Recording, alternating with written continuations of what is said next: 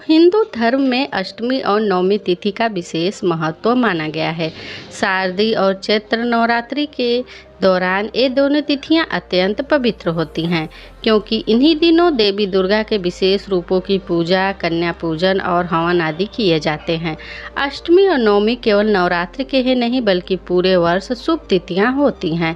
इन तिथियों पर किए गए व्रत, जप, पूजन और दान से न केवल पापों का नाश होता है बल्कि सुख, समृद्धि और मानसिक शांति भी प्राप्त होती है।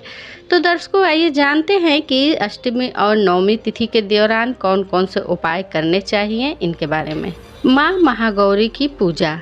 नवरात्र की अष्टमी को माँ दुर्गा का महागौरी स्वरूप पूजित होता है।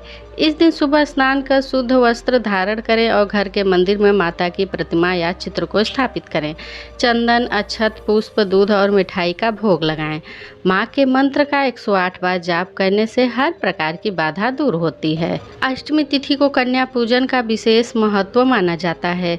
2 से 10 वर्ष तक की कन्याओं को आमंत्रित कर उनके चरण धोएं, उन्हें भोजन कराएं और उपहार दें। ऐसा करने से घर में लक्ष्मी का वास होता है और दरिद्रता दूर होती है। स्वास्थ्य और रोग निवारण उपाय। अष्टमी तिथि को माता को सफ़ेद पुष्प और खीर का भोग लगाने से गंभीर रोगों से मुक्ति मिलती है। परिवार के सदस्य यदि बार बार बीमार पड़ते हैं तो अष्टमी पर दुर्गा सप्तशती का पाठ करना उत्तम होता है। आर्थिक समृद्धि के लिए उपाय। अष्टमी के दिन माता को पीले वस्त्र और हलवे का भोग अर्पित करने से धन की वृद्धि होती है। घर में सच्चे मन से दुर्गा चालीसा का पाठ करें, इससे अचानक धन की हानि रुकती है और नया धन आगमन होता है। संकट से मुक्ति के लिए उपाय। अष्टमी के दिन यदि संभव हो तो गौ माता को हरा चारा खिलाएं, ब्राह्मणों को भोजन कराएं और दक्षिणा दें।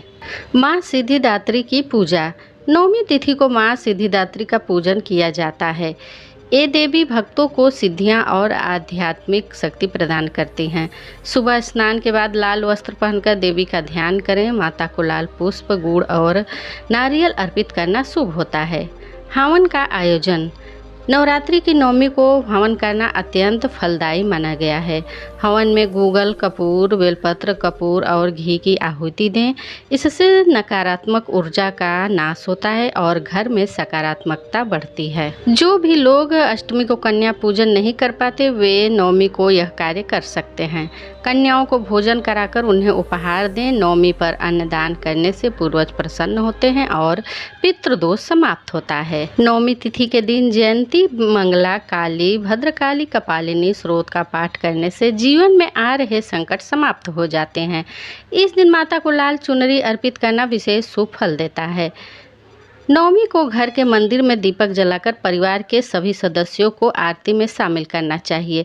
माता को फूल और दूध का भोग लगाना, परिवार की सुख शांति की प्रार्थना करें। अब आइए दर्शकों, यह भी जान लेते हैं कि अष्टमी और नवमी पर किए जाने वाले कुछ सामान्य से उपाय के बारे में।